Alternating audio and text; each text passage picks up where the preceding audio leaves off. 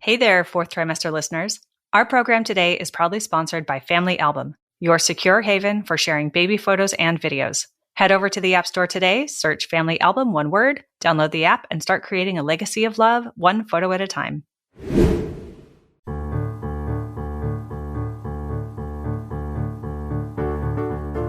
Hi, I'm Sarah Trott, and welcome to the Fourth Trimester Podcast. I'm a new mama, and this podcast is all about postpartum care for the first few months following birth, the time period also known as the fourth trimester. My postpartum doula, Esther Gallagher, is my co-host. She's a mother, grandmother, perinatal educator, birth and postpartum care provider. Fourth trimester care, our topic, is about the practical, emotional, and social support parents and baby require. And importantly, it helps set the tone for the continuing journey of parenting. Hi, this is Sarah Trott. Welcome to the Fourth Trimester Podcast. I'm here today with Stephanie and with Esther. And Stephanie Stewart is going to introduce herself today. And before we let her do that, I want to remind all of our podcast listeners that we have a website, which is fourthtrimesterpodcast.com. And we encourage you to go there and check out all of the articles and recipes and sponsorship opportunities that we have on our site. So if you haven't thought about sponsoring us, please do. We would love that. Thank you so much. And Stephanie, hi, welcome to the show. Thank you. Why don't you kick off telling us a little bit about your background and what you do and how you got to doing what you're doing? Sure. Well, I started as a psychiatrist.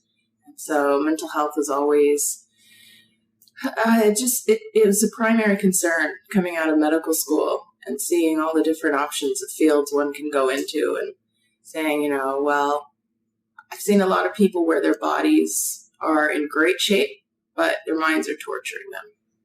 And I've seen the inverse, where people are in terrible, debilitating conditions. And because they have a good mindset and they're hopeful and positive, they just, they can lose their hands and say, well, I'll just learn to paint with my toes kind of thing. And life keeps going for them. And it's amazing. So it felt like going into mental health was, it's kind of like the toy, and the body was a bit like the box that the toy came in. So I went down that path, and also I love it because it incorporates your own everyday wisdom into tools that can become useful. So, for example, meditation or art can become therapy, drama can become therapy, music can become therapy. So for me, it seemed much more interesting and infinite than any of the other body systems. So I went through med school and went into psychiatry, did my residency at Cedars-Sinai in Los Angeles, and then started a wellness center there in LA. And I brought a lot of things that I felt like only a certain section of the population either knew about or felt called to do, meditation and yoga and other things. So I kind of brought some of those to the hood and to people who didn't normally have access or understanding, or maybe just felt a little intimidated by it. And so that was a beautiful experience working with inner city, chronically, mentally ill people, using some modalities that were a bit more natural and alternatives or complements to medications. One of those complements was getting outside of their normal circumstances. And so that ended up becoming a creation of travel therapy. So that was my passion that I led into having as part of my treatment. And so I would take people on particular adventure travel retreats. So I would take people pretty much around the globe to some of the best surf spots in the world, and we would surf. And those insights coming through nature and coming through using your body, and some of the talks that we would have while on the road really led to some change in my patients. So that all stopped when I chose to focus on my family, and I got pregnant last year. And now I'm a mom. You sure are. Hello, I know. So now you're a mom, and are you a passionate surfer? Yeah. And it happened to be something that you could use and incorporate into your therapy. That sounds like a lot of fun, actually. Yeah. Like when you call it a retreat, I would want to go on a surfing retreat. So did I. That's kind of why I created it. Yeah, that's fantastic. And I think that anything that you do that's getting you out in nature and it's getting your body moving and it's, it's medicine. Getting out of your comfort zone, gaining new perspective. It's medicine. I think that's helpful for parents and non-parents alike. But I think especially as parents, those types of activities that kind of define you. I am a surfer, or I am a ballerina, or I am whatever I am, is important in addition to being a parent. I think so often we're faced with the overwhelm of a new baby. And we imagine that we already are supposed to know everything or that it'll come instinctively. Well, I know that surfing does not come instinctively to me, for sure. Like there's nothing about it that seems like anything I've ever done before. And I had a lot of confidence and curiosity about being a new mom. It wasn't necessarily enough to save me, but I do think that's an edge for new parents is, are they going into it with a kind of curiosity and maybe also trepidation that I'm sure your clients have when you say we're going to get on a board out in a roiling ocean and we're actually going to make it out alive. But it'd be nice if we could find a way to cultivate that in pregnant parents, right? Like, hey, this is going to be like surfing. Yeah. Or like playing a musical instrument you've never even thought you could ever try to play before. It's going to be like that. You're going to have to feel your way through a lot of moments, some of which will be very frustrating. Yeah, absolutely. And I think that's kind of the key to why that was the hope to doing some of these activities, was that it brings people into this moment. And you can't be thinking about your taxes when it's time to catch the wave, or how you look. Or how you look. Definitely not. Yeah, contrary to popular TV. Yeah. And being a parent's the same way. I think that getting into that moment and really being present with your child, it's almost like telepathy at work. Like they can't speak to you or tell you what you need. And that can feel like pressure, that you have to have this instinct to know what to do. But I think that if you're really present and you're really there with them and can let go of other things, which is also hard, especially for people that are used to kind of having it together or liking to think they have it together. And may have read 3 books before they ever had a baby about babies that they think that's all you had to do. Yeah. And, I think just really being present there with them and beginning to know your own baby.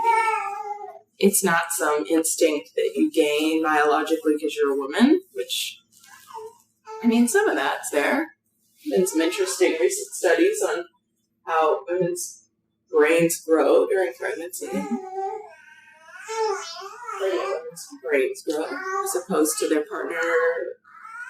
And it's the part that involves empathy, seeing what that other person might be feeling or needing.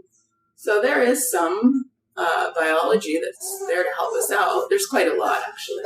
And it sounds like you were touching on the notion of identity earlier. Yeah. That in addition, it's helpful to have your own sense of self. You're not defined as, I am the mother of my child. Right. That's one part of your life, and it's an extremely important part. But also, in addition to being a parent, you have your own identity and your own things that you have going on, which, of course, later on down the line help you model something for your child, an interest or a passion for something. Exactly. That's so important. And it may go on pause for a while your baby's at an age where they need more attention. But I think it is very important to have that core identity. And for those people who don't have it yet or feel like they don't have a thing, that they call themselves, I think having a child can be a good point in time to kind of think about that and find that. Because what do you want to teach them? What kind of model or parent do you want to be for them? And maybe a time you have a little bit of a head start. If you have never played the guitar before, that might be a time where you get a little bit into it and then learn these things together with your kid. They'll probably catch up and pass you quickly because their little brains are sponges, but it gives you time to think about, what is maybe something I want to take up and really using that as sort of a therapeutic process. If it's pottery or if it's something, even once a month, it adds up. Even if that's all you can do and it doesn't feel like much. Cooking's good. Cooking's great. You can get really interested in how to nourish yourself and your family. Yeah, absolutely. It doesn't have to be a sentence of any kind. It might just be a creativity project. Yeah. Try something new. Yeah. Well, nutrition is vital for mental health. And I think people pair that a lot with physical health, which obviously it is important for your physical health too. But I don't think people really think about nutrition and their mental health. I get people all the time come to me and say, oh, what's the side effect of this pill? But they're not really thinking about the side effect of their French fries or their, Coca-Cola. Taco Bell. Yeah. And you can really think of it the same way. I mean, Coca-Cola is a perfect example. It's loaded with sugar and caffeine, and both of those are psychoactive. They affect your brain. They affect your thought processes. How is the brain affected by sugar or other things? The way that I like to think about it, the kind of aha moment was when I thought about how our distant ancestors might have come across sugar. You might come across some berries every blue moon, and that would be so exciting. You wouldn't come across anything with concentrated amounts of sugar. Fruit would be it, and that really is like, that's candy. So it's pretty rare naturally, and our bodies aren't meant to process nearly as much as we get. I saw a TED Talk that showed how much sugar an average American child gets by the time they've hit kindergarten. And he brought out wheelbarrows full of sugar. There's a sort of euphoric quality. You feel good. It's satisfying. Mm-hmm. It gives you a boost of energy, but just as quickly, very quickly, there's a decline and a drop and a bottoming out. And then all of it follows your energy, mood, concentration. So if someone is experiencing the baby blues and then they crash off of sugar, is that helping anything? That's one of the worst roller coasters to get on. But it's so, it's so difficult because dealing with a baby, you're dealing everything one-handed, Mm-hmm. It's so hard to make any kind of nutritious meals, and the things that are prepackaged and easy and ready tend to be super processed, lots of sugar, lots of salt. Mm-hmm. And so I think most people are pretty conscientious during the pregnancy of what's going in their body. But the fourth trimester is a really important time because that is bringing yourself back to life. You're so important to nourish yourself. And a lot of people, it's really hard. I mean, myself included, it's really hard to eat properly once the baby's out of you, and suddenly your responsibility of taking care of yourself is now living and breathing outside of you, feeling like it's separate from you.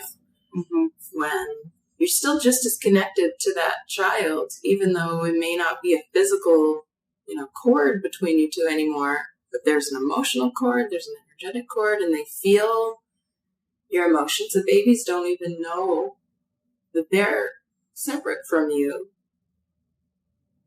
for the first trimester. They're feeling what you're feeling. And so by having those swings and sugar highs and lows and crashes and burns, and your baby's going through it just as much as they were in the womb. You've worked with so many parents on a variety of issues. Like, a lot of our listeners are pregnant or new parents or, family members or caregivers working with new parents. Given your experience, what are the kinds of messaging that you would want to share with our listeners? Well, I think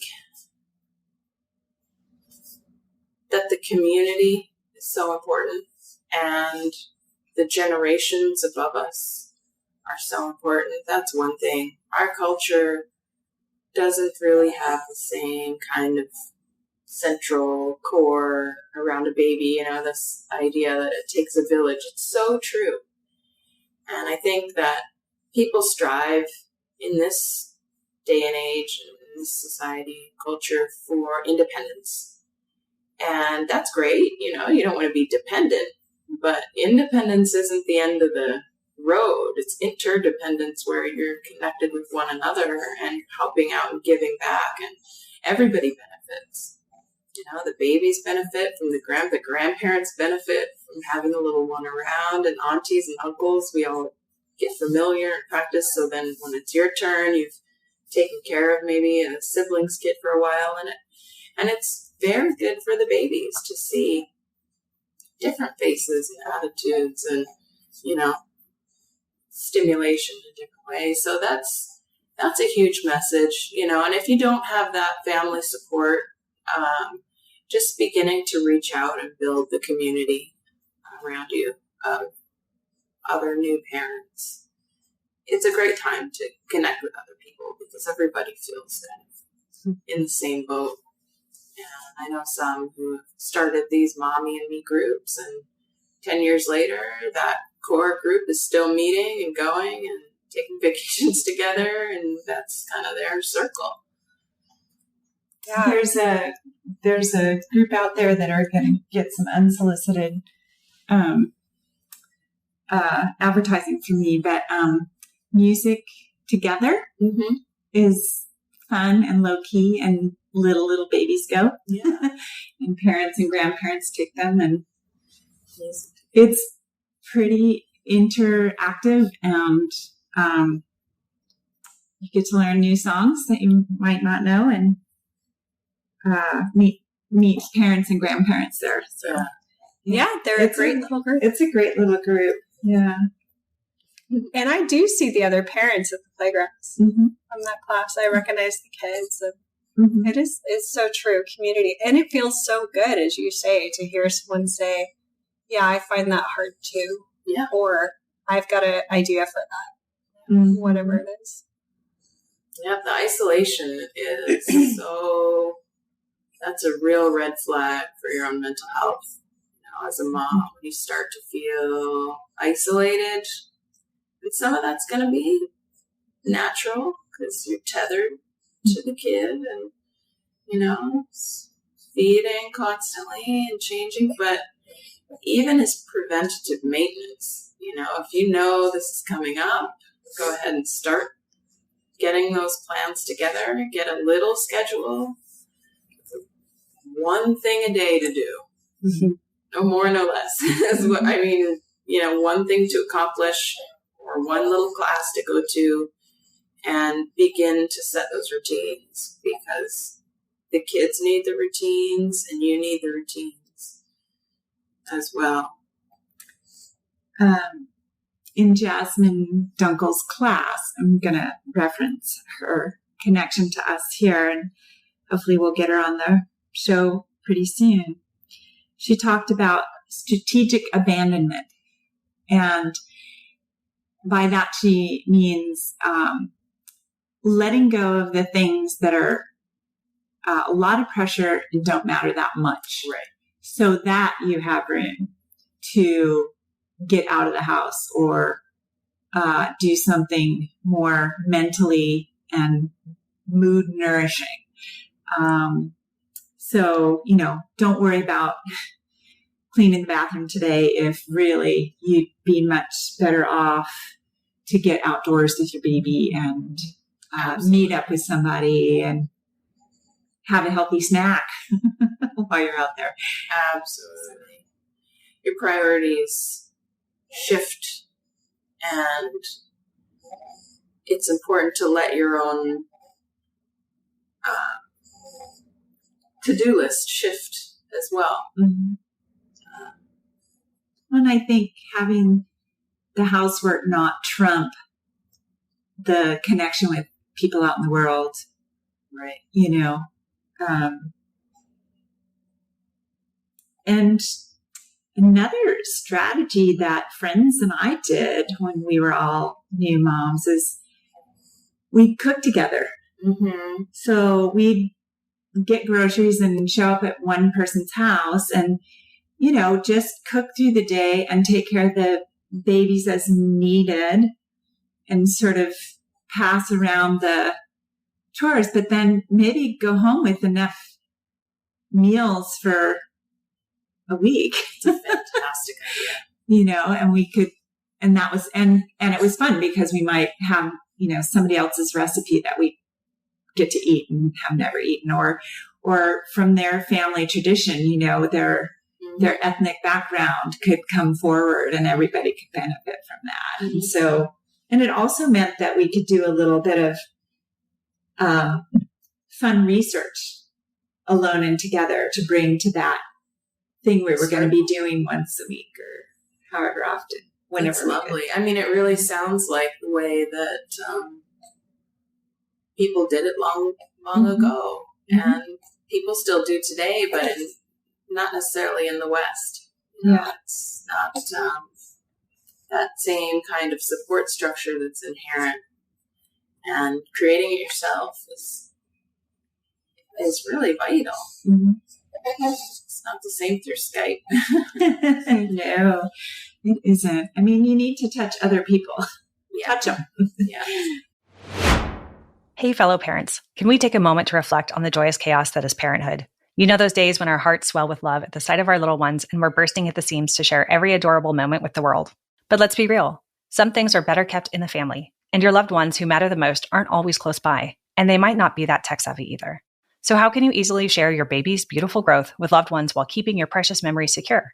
I remember the frustration of trying to use some of the big tech photo solutions, only to find they fell short of what I needed. That's when I stumbled upon something truly remarkable, the Family Album app. The Family Album app was created to give parents a secure and easy way to share photos and videos with loved ones. It's an orderly and totally secure haven for your family's personal memories. I love that there's no third-party ads, no unwanted eyes, unlimited storage, and that it's totally free. So to all the parents who are out there still trying to use other messaging apps for your kids' photos, it's time to level up your family photo game with a free photo sharing app. Head over to the App Store today, search Family Album, one word, download the app, and start creating a legacy of love one photo at a time. I myself belong to a wonderful expressive arts group, and it involves, amongst other things, authentic movement. Yes. And art. We work with pastels or paint or things like that, or even other medium. So in your wellness groups, how do you get people to move their bodies? I love the travel well idea. And of course, the idea of going on a surf vacation is both terrifying and really exciting. It'd be wonderful to learn to surf before I'm 60, which isn't long from now. So, but maybe you can talk a little more about movement practice with your clients and in groups, things that you think work for people. So we did something based on totally, I have mommy brain right now, blanking on her name, but her first name is Gabrielle, and she does the 5 rhythms. I've heard of this. Yeah. Yeah. And this is kind of like you said, authentic movement is a good description. You're just moving the way that your body wants to move, kind of letting your body move you. Mm-hmm. And so in this practice, there are 5 different types of movements. You go to stillness, jerky movements, and flowing movements, and different types. And so that was one thing that we did at the Wellness Center. Another was just have a straight up dance party. We just put on music and people just danced however they felt like it. And the point was reiterating that there's no judgment around it. You know, you're just dancing like nobody's watching. There's no steps or which you can do with your baby. If you have a music source, right? Yeah, you can just your phone. On the tunes. Yeah. Put on the tunes and move around or sing Kids and move around at the same time. And it's really important for your own body to get back into movement and into shape and getting things back in place after pregnancy and just strengthening your muscles because there's a lot of new stuff that you're using that you never used before. And getting that back and arms and legs strong again so you don't throw out your back and really hurt yourself. It's, you know, there's a wonderful book called Spark that talks about movement and the brain. And this was another just mind-blowing book, one of my very favorites. And one of the things that it said that stood out to me was that, you know, there are all kinds of living things. Trees and plants are living just as much as you and I. They're breathing. But they don't have brains. And the correlation between a brain and movement is basically the only things that have brains or things that move. And so your brain is absolutely fueled by movement, and movement is critical for your mental health and your brain function. Otherwise, you just wouldn't have one. You'd be a tree. You'd be very much alive, but you wouldn't, have or need that movement piece. And so, again, just like people think about movement and how good that is for their physical health, they don't really realize.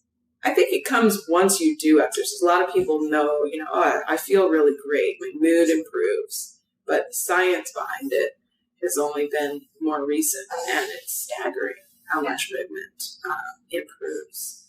Scores in school for kids. They did some shifting around and had PE first thing in the morning, and the kids' grades went through the roof. And there are just some amazing actual data now to show how important movement is for mental health. So food is important for mental health, and activity is important for mental health. It seems that everything seems to be interrelated here. It is. It is. I'm reminded of my daughter's going to be 40 in next December. And I'm reminded of something that I found out the year she was Stewie's age. I heard this thing on the TV that they had a decathlete, like an adult male decathlete. So does 10 different sports, right? Follow a toddler. And the idea was you're just going to do everything the toddler does for a day and see how you do. Wow. After 2 hours, the decathlete was exhausted. So I often tell mamas, like, listen, if you just try doing what your baby does, right? Like Stewie's doing jumping jacks on my thighs right now, right? Just pushing up squats. If you just did that, your pelvic floor and your abs would start to really take off like a rocket. Now, wait till you're about 4 to 6 weeks, but Stewie's not doing this at 6 weeks, right? True. He's doing it at 4 months. But the point is, I think there may be something not necessarily magical, but a little something in what babies do when they're moving that could really, really help us do something important too. And I always, with my clients in the first 2 weeks, we talk about quiet alert and active alert babies and how to sort of respond to them and know what they need in those states. And, just like sleep states, they're going in and out of these states pretty often, right, throughout the day and night. But if you're following your baby, if you're lucky enough to have the time to follow your baby, you really can get a lot of good activity and a lot of good rest and a lot of good mind time. Babies in quiet alert their minds are turned on and they're doing what for us as adults is probably a meditative practice. Like we have to stop and do that thing, right? Well, babies are doing it very normally, naturally. So it's just something to contemplate as you're with your baby. Like, could I be doing what they're doing right now? What would that be like? That's true. What's the impulse they're coming from? Yeah. And sleep when the baby sleeps is the advice that I got all through pregnancy and early age. And kind of had to learn that one on my own the hard way. At first, it's just so fascinating to have them and just mesmerized by them when they're sleeping and staying up watching them. Oh, well, I can just get these dishes done real quick. Sure. I can just, More people have sunk into anxiety as a result of doing dishes, I think, than we necessarily have given credit for. I think that's another important point is that, it's been more talked about in the last couple of years, postpartum depression and mental health in general. But there is a lot of sort of shame and stigma around the issue that's really very difficult. There's this idea that once you have a baby, you're like, this is the happily ever after. So fortunate and lucky and such a blessing, which is true. But there's a challenging side.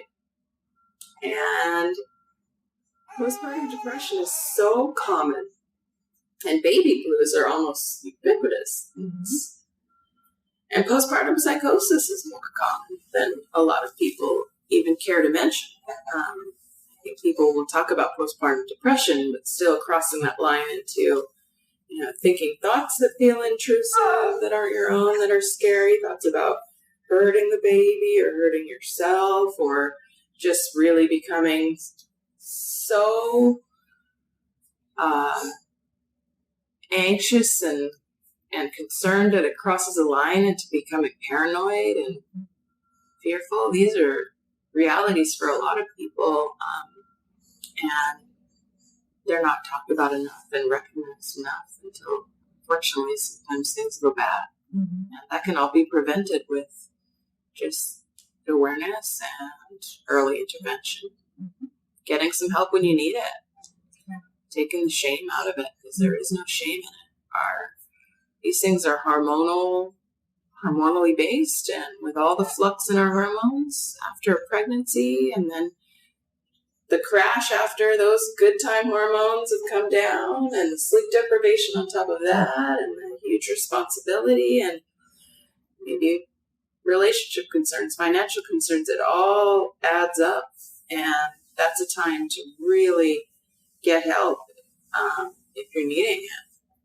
And you do need it. You do need everything. Help is preventative, is a preventative strategy as well, right? Because it means making sure there's somebody on your team who can compassionately help you assess yourself when you are feeling, edgy and not sure. It's like good to anticipate that. That's right. Better to not need it and have it. It's ideal. Than not have it and need it. Mm-hmm. And even with people who have seemingly all the resources and all the help, just simply your own internal process can lead you there. And, when it's time to be honest with yourself and recognize that, hey, it's time for some help because you're precious cargo now. Mm-hmm. Well, and there's nothing wrong with asking for help. In fact, it's a point to be proud of. It's almost just part and parcel with being a parent. This is just another thing to take care of, and it happens to be me. Mm-hmm. So if someone were interested in going outside, their baby in the stroller, and taking a walk, and maybe going on a new path, new part of the neighborhood they haven't been to before, or wherever it is, go to the beach or something, or the park. We don't all live in California. Well, could they do any kind of exercises that take them along the kinds of travel therapy that it's more of a mindset than even necessarily physically getting out of your area? It might be a time where people don't feel like they can travel as much, even though I highly recommend it. This is the age that you can just kind of wrap them in a sling and go. And if that's part of your makeup, which is a part of mine, it's important to do that. I agree. 3 months, 5 months is easier than a walking 12 months. I can attest to that on an airplane. Mm-hmm. Are there certain questions or prompts or things to think about that you might encourage someone to think about when they're going down this new street or new path? I think this concept of mindfulness is really important. Just being in the moment. And that allows for you to be there with your child with the kind of attention that they feel. They get it if you're on your phone while you're feeding them, or you're scattered other places and just kind of giving them the bare minimum. And if you're really present there with them. And that's the flip side to the strategic abandonment of letting go of the things that don't matter and reprioritizing, what is important right now. This baby is only going to be a baby for a few months. Mm-hmm. And I'll only be breastfeeding or bottle feeding for a relatively short period of time. And to, make those, I think feeding time in particular is really important. To stop everything else and be present there. If you're breastfeeding, if you're bottle feeding, just, setting those beginning foundations, being mindful and tuning in and having that special bonding time with them. And that can continue for their whole lives, right? It really should. Yeah, that a meal is a time that you also connect with your people. Absolutely. Absolutely. And this is in a lot of the treatment of eating disorders. It comes back to just being present with your body, with your food, with the way you feel. And so setting those good habits early for yourself and for your child, it's an important timeout time. I just wanted to circle back to the mindfulness just briefly and say to parents who maybe haven't tried it, right? Or think of it as some, special technique. That the technique of mindfulness, the practice of mindfulness is actually practice. It's always practicing bringing your attention back to the moment. So you're going to find that you're not doing that, and you're going to notice that, oh, gee, I was thinking about the dishes while out here on this wonderful stroll, right? The practice is the moment of noticing you were thinking about dishes and bringing yourself back to, I'm on this beautiful trail and I'm noticing the birds and the bushes blooming and the baby's really moving around, enjoying this right now. It's baby sleeping peacefully. And that's the practice of mindfulness. It's not being the perfect yogi whose attention never strays. Of course, not at all. It's the moment of coming back and coming back and coming back. And, in other words, it's okay to stray. That's right. Yeah. That's totally. You can't stop your mind from having things pop into it. Right. But you can stop it from going further and running with it and taking it to the end. I always say think about being on the platform at the station, right? And you see the train, and I call it the train of thought, right, coming down, and it's got the dishes on it and the car parking and the blah, blah, blah, right? And it's going to stop at the station. You could get on it and take it all the way down to the end of the line and never, ever enjoy this moment at on the platform.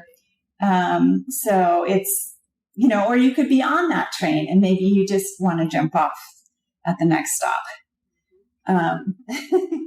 One of the ways that I help people get into that mindful moment is, as you're on your walk, just think about your 5 senses.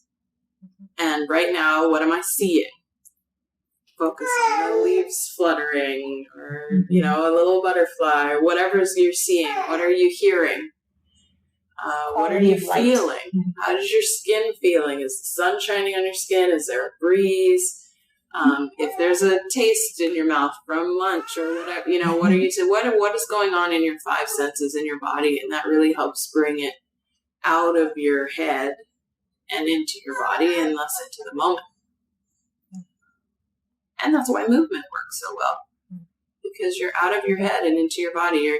Your energy can only go so many places at a time. This is why we get tired after we eat. It's all that energy is going to digestion. If you're really doing something with your body, it's much harder, especially something kind of pushing your edge, maybe even a little dangerous. It's a mindfulness practice because you can't have your mind wandering too much. Well, I have the most beautiful vision in my mind now of walking through a garden and seeing those leaves and that butterfly. So I'm going to do that today. And listeners, I hope that you find your moment to do the same and to, or just be mindful that instead of doing those dishes, taking a nap would be what's right.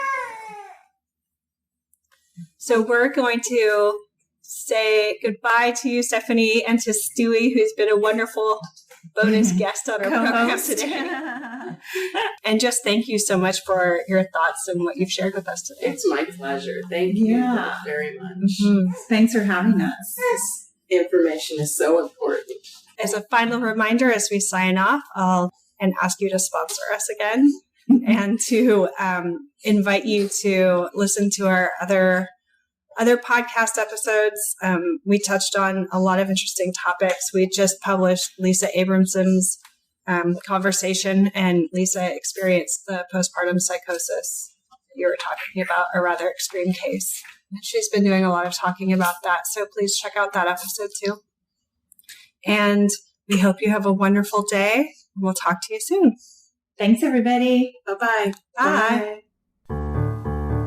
You can find out more about Esther Gallagher on esthergallagher.com. You can also subscribe to this podcast in order to hear more from us. Thank you for listening, everyone, and I hope you'll join us next time on the Fourth Trimester. The theme music on this podcast was created by Sean Trott. Hear more at soundcloud.com/Sean Trott. Special thanks to my true loves, my husband Ben, daughter Penelope, and baby girl Evelyn. Don't forget to share the Fourth Trimester Podcast with any new and expecting parents. I'm Sarah Trott. Goodbye for now.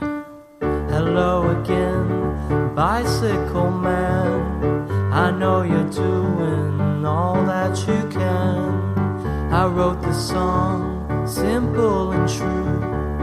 I wrote the song, I'll sing a song for you.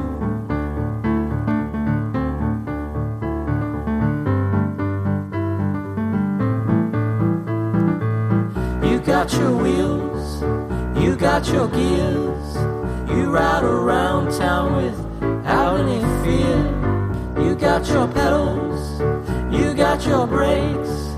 You always wear your helmet for safety's sake.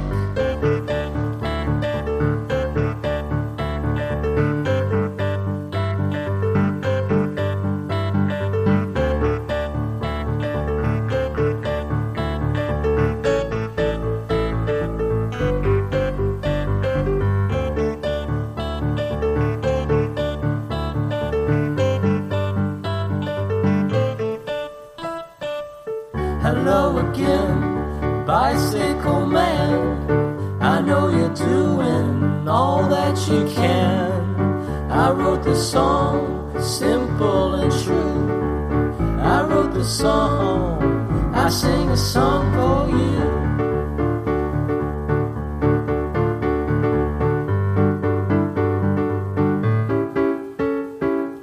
Hello again, bicycle man. I know you're doing the best that you can. I wrote the song, simple and true. I wrote the song, I sing a song for you.